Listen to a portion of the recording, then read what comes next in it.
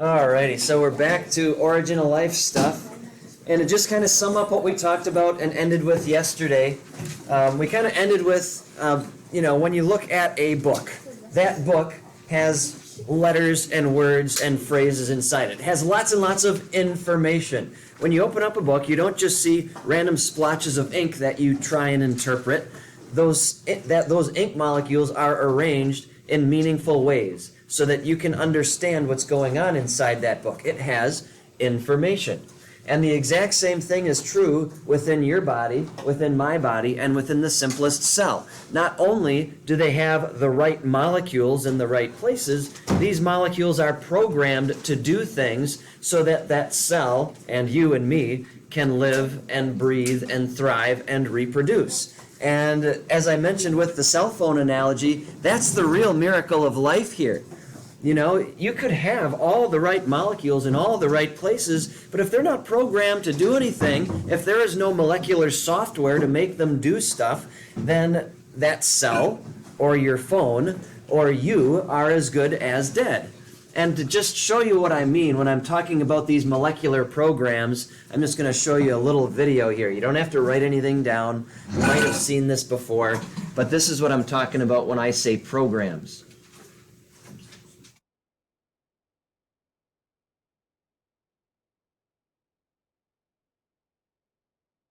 Is a cell, the basic unit of all living tissue. In most human cells, there is a structure called the nucleus. The nucleus contains the genome. In humans, the genome is split between 23 pairs of chromosomes. Each chromosome contains a long strand of DNA, tightly packaged around proteins called histones. DNA are sections called genes. These genes contain the instructions for making proteins. An enzyme called RNA polymerase attaches to the start of the gene. It moves along the DNA, making a strand of messenger RNA out of free bases in the nucleus. The free bases are added to the messenger RNA. The process is called transcription.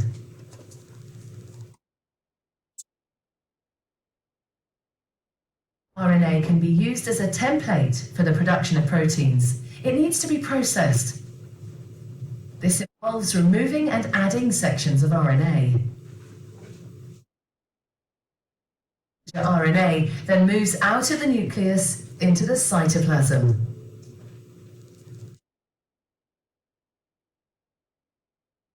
Protein factories in the cytoplasm, called ribosomes, bind to the messenger RNA. It reads the code in the messenger RNA to produce a chain made up of amino acids. There are 20 different types of amino acid. Transfer RNA molecules carry the amino acids to the ribosome. Messenger RNA is read 3 bases at a time. As each triplet is read, a transfer RNA delivers the corresponding amino acid. Added to a growing chain of amino acids.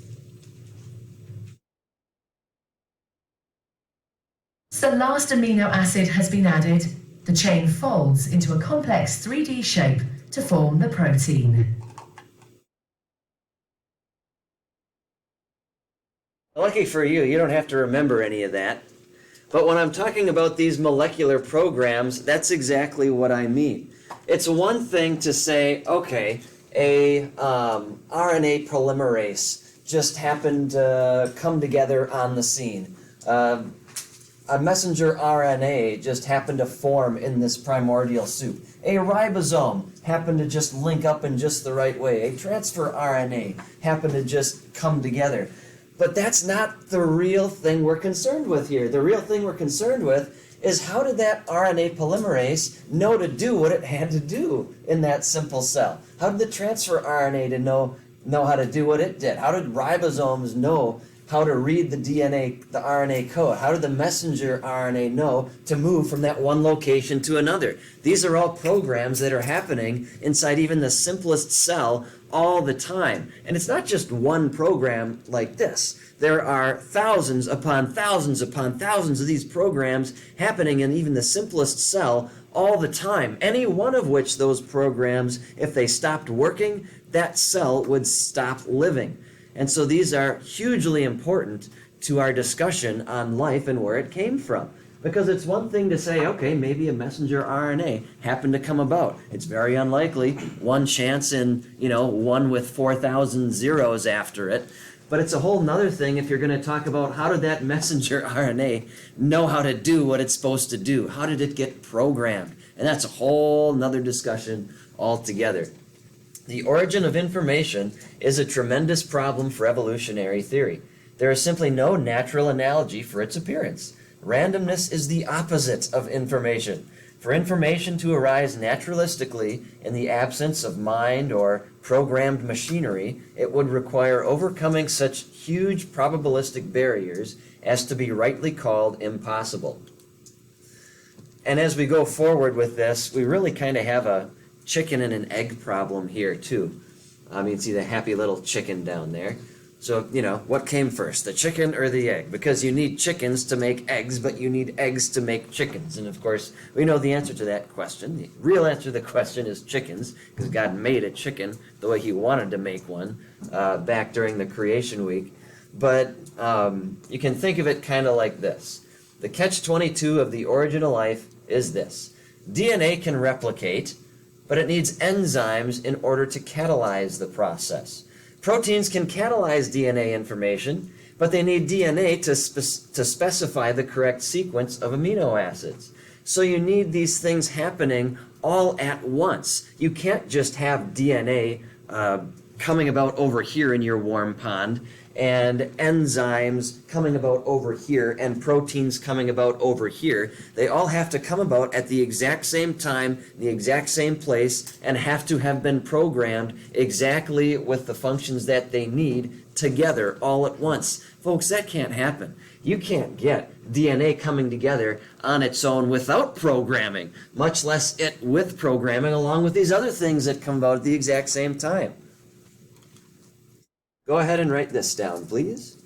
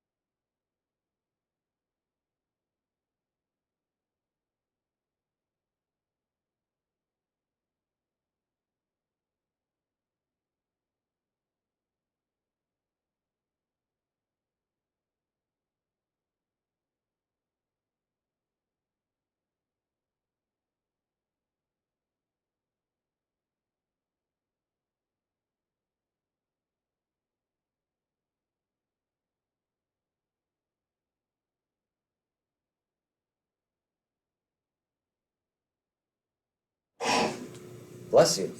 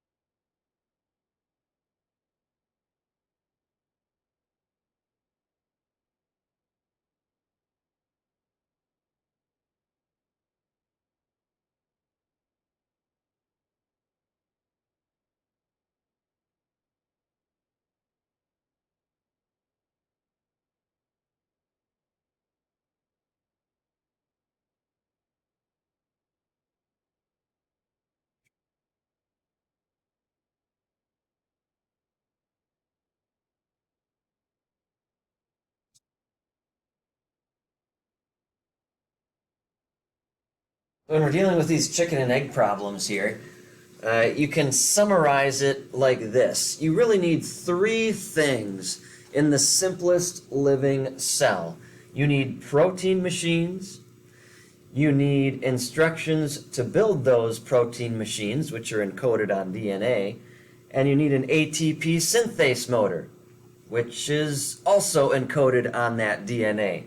So, folks, these three things, the DNA, the protein machines, and the ATP synthase motor, they are all necessary for each other to be in existence. So they could not have come about slowly, separately, through a slow, gradual evolutionary process, because they would not be able to exist apart from each other.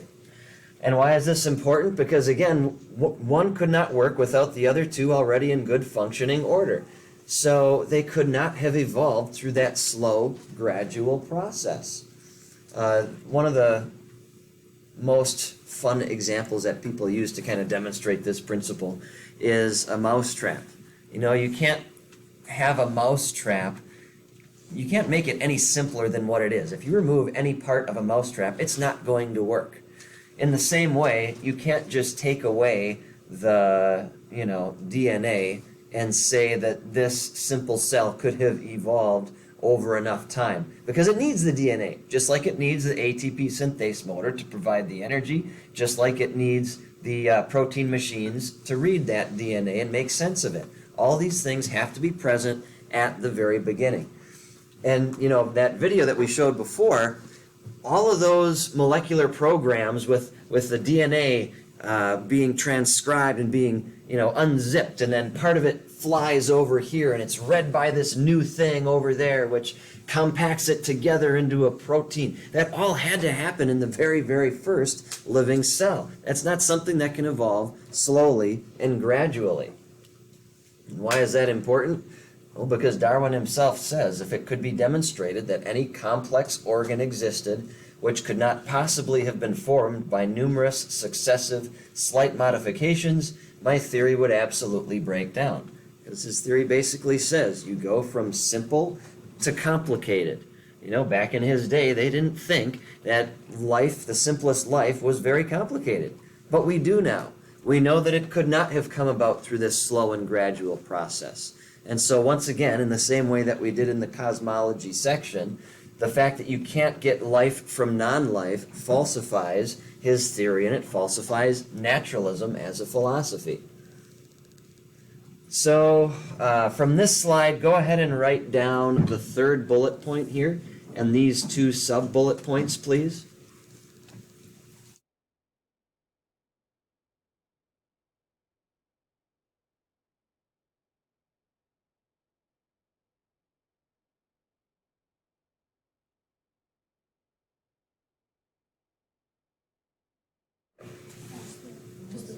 Yeah, from here down.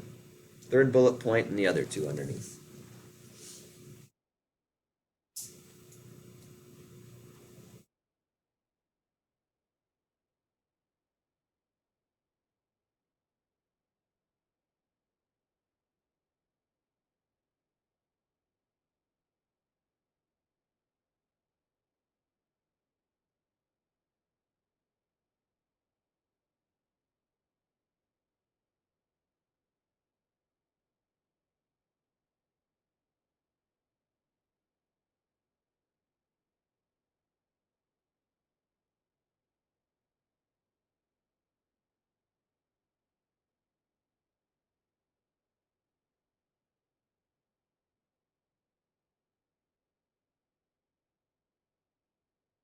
So in order to get life to come from non-life, you're really up against a big wall here.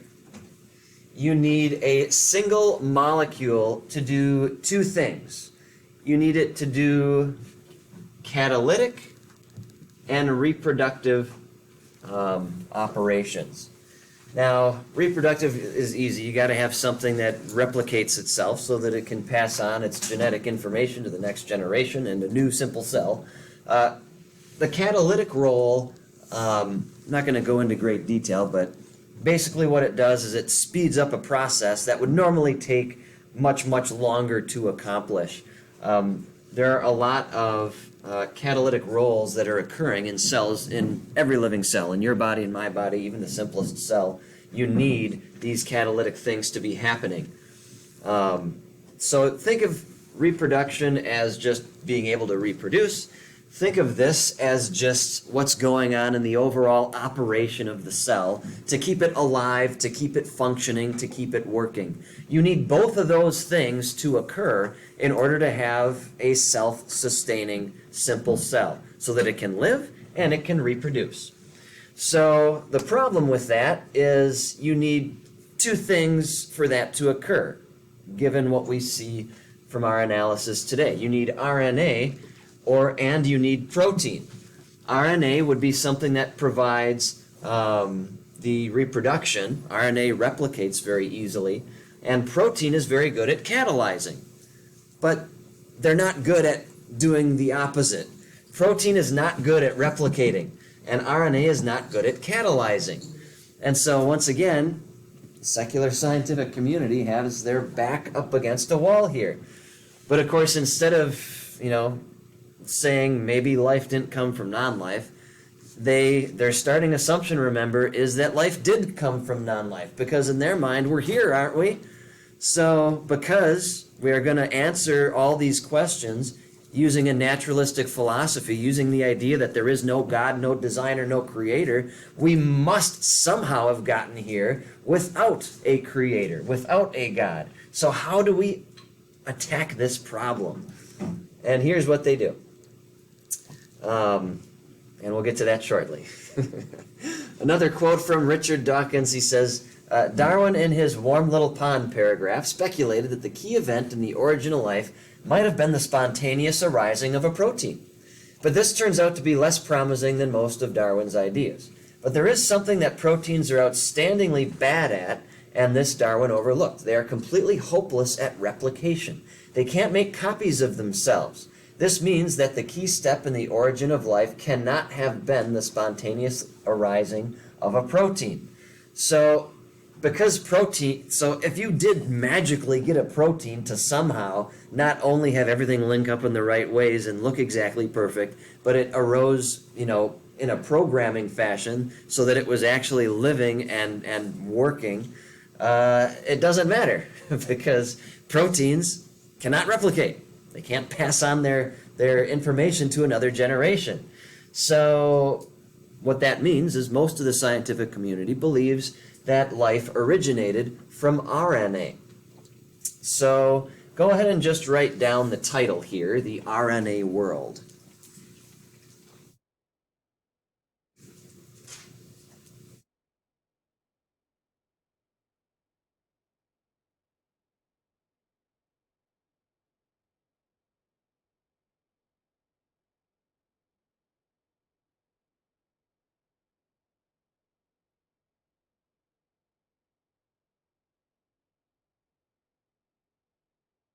So because they had to go to RNA, they were doing their very best to try and see if there's a way that you can have an RNA molecule not only replicate itself, but also perform catalytic roles as well.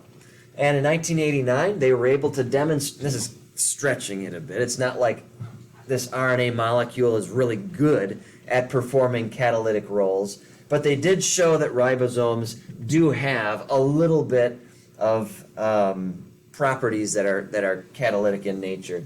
So then it was like this great big thing where, hey, our question was answered, RNA can do both, and ultimately that's probably where life originated, not from a protein, but from an RNA molecule.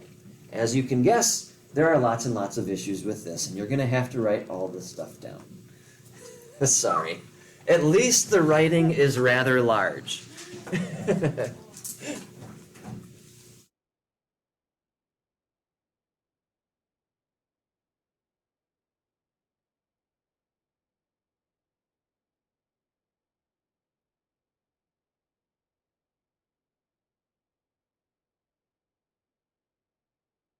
If I was being exhaustive with this, you'd be writing these down till the end of the hour today. I summed it up as best I could.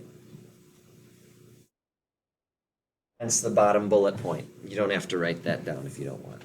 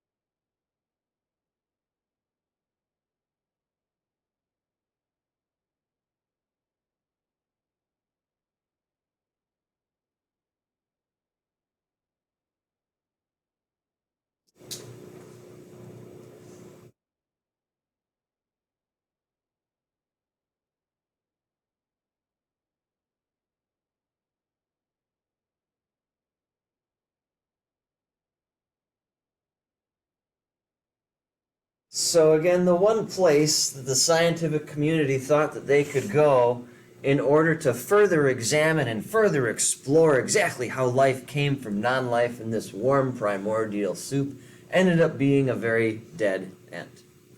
So RNA is even less stable than DNA. You'll find out exactly how unstable it is in a little while. And this is an important fact because, if you've got this warm primordial soup, and you've got these RNA molecules floating around waiting for the right things to happen for life to occur, that RNA isn't going to last forever. It breaks down very quickly over time. So you can't just have one RNA molecule and say, okay, let's give that RNA molecule a billion years and maybe just the right thing will happen and life will arise. You're not going to have even close to anywhere near a billion years of time. That RNA molecule breaks down very quickly. You would need another RNA molecule to spontaneously form and arise in that same primordial soup, which, as we've discussed, is not going to happen. RNA is a very complex molecule. That's why it's not going to happen. RNA building blocks are complex and would break down, as water always acts to mess them up. So it's not like you can get these RNA molecules just linking together again in just the right ways. In the same way that water drives amino acids apart, it also drives apart nucleotides, which are the building blocks of RNA molecules. So water is kind of the bane of the existence of people who think that life came from non-life in an RNA world. It breaks everything down. Yet you need water for life to ever have a chance of occurring somewhere. Even the simpler building blocks of RNA are unstable outside of a cell, so RNA is not something that's going to be stable unless it's inside an actual cell, performing and functioning the way it was designed to do so. If you just have an RNA floating around in a random soup, it's going to break down, as I mentioned before, extremely fast. And furthermore, chemical reactions that create nucleotides, which are the building blocks of this magical RNA molecule, produce left and right hand molecules. We talked about that yesterday. So in order for these molecules to link up and eventually one day create life, you need them to be homochiral. They have to all be the left-handed versions of those molecules. If you just have one right-handed version in there, it's going to mess everything up and you're back to square one. And again, this is the whole thing with chirality. So it leads honest scientists to say things like this. The most reasonable assumption is that life did not start with RNA. The evidence that is available at the present time does not support the idea that RNA, or an alternative replicator that uses the current set of RNA bases, was present at the start of life. So, it's like, now where do you go? Most scientists still cling to the RNA idea over the protein first idea. So they just say, you know, we understand that all of the evidence goes against it, but again, we're here. So it must have happened that way. We just have to do a little bit more analysis to find out how. So let's take a look, though, back in time a few decades, because before the RNA idea got popular, the protein first idea was what was taught in science classes. Go ahead and write this whole slide down, please. You don't have to try and draw the picture, though. If you want to, you're welcome to.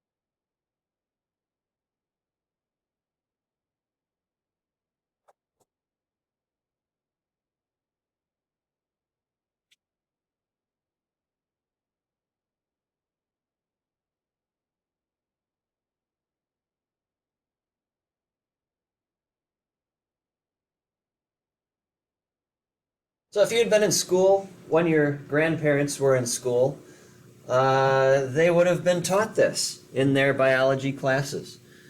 Basically, the idea of the experiment was, you know, there was, when life first sprung forth on Earth 4.5 billion years ago, there was this warm primordial soup. The Earth had these different gases in its atmosphere, and there was lightning all over the place. So if you have all these just right gases, you've got this warm primordial soup, and you add lightning to it, maybe that just will get you life occurring. And so what they wanted to do is they wanted to replicate this. So what they did is they took all these gases that they believed were present in the Earth's atmosphere 4.5 billion years ago, and they throw them in this chamber here, and you can see there's also a spark discharge that occurs, and that's supposed to replicate lightning strikes that might have electrified and turned these molecules into something that could be alive one day. And so when you mix all that together and you have these sparks occurring, then this condenser is going to take whatever is produced here and add some weight to it through water vapor, and that heavy weight brings it down so that those molecules are then trapped down here. The boiling water prevents them from coming up. So they examined what was present down here in the trap, and they hoped to find the precursors to life. And of course, life is based on amino acids. Those are the building blocks of life, and so that's what they were hoping to find. And they did find that in a small way. So they found a little bit of glycine, a little bit of alanine, and that was it. It turns out that these amino acids are toxic, though, so they're not the sort of thing that's ever going to get life. Now, when you have these different molecules coming together in a chamber like this, with electricity added to the mix, you're going to get a couple things like simple amino acids coming together. In order for life to occur, though, you need stuff being a lot more complicated than that. You would need amino acids that are a lot longer, more complex, that would eventually give rise to something that could be seen as the first living cell. From this slide, go ahead and write down the bottom bullet point, please.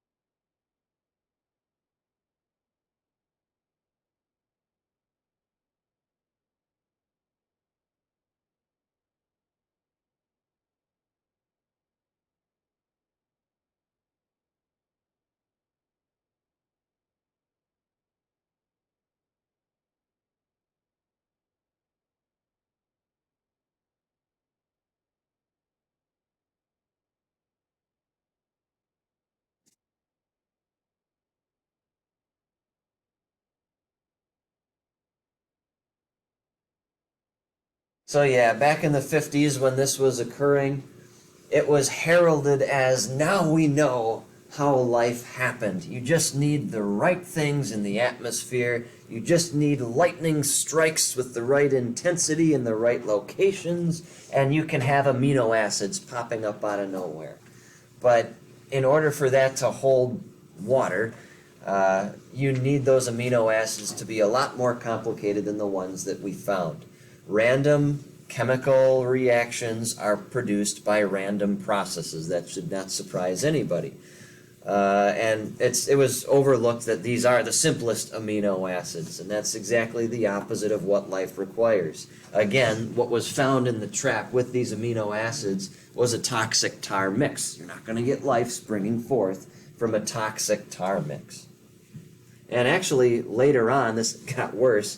They thought, actually, they revised what they thought the Earth's atmosphere was made of, and they redid the experiment. I don't remember which gas they added or subtracted from that mix, but once they did that, they didn't even get these simplest amino acids. So, once again, when you do the science, it all points in the same direction. Life does not come from non-life. Louis Pasteur was right when he said life begets life.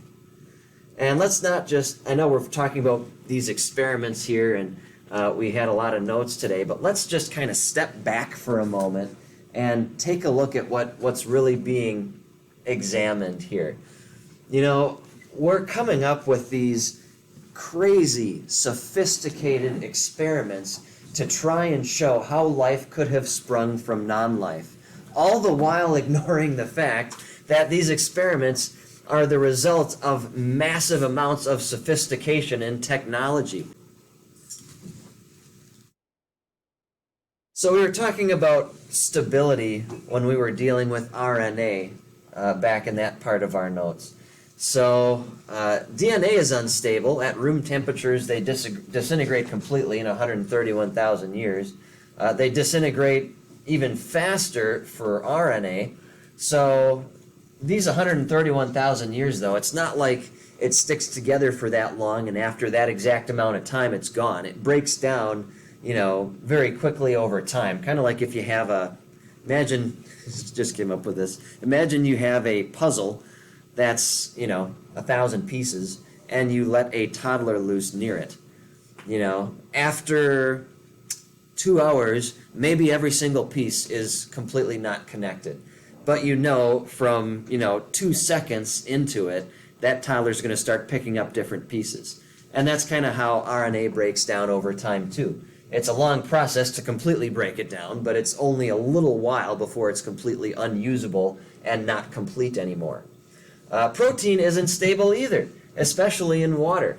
At the temperatures that would have been present in this alleged primordial soup, it would disintegrate completely in 15,000 years. And so what we're seeing is these molecules that supposedly gave us the origination of life, they don't stick around.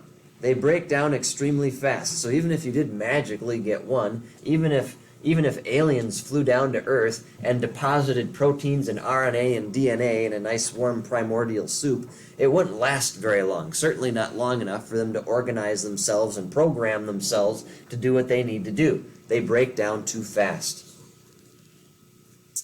Another interesting note here is that DNA, which breaks down very quickly, can be found in dinosaur bones. Interesting. Protein can also be found in dinosaur bones. Remember, that breaks down even faster. Interesting. I felt I should throw RNA in here too because I had 3 in the last one. So, pirates. RNA.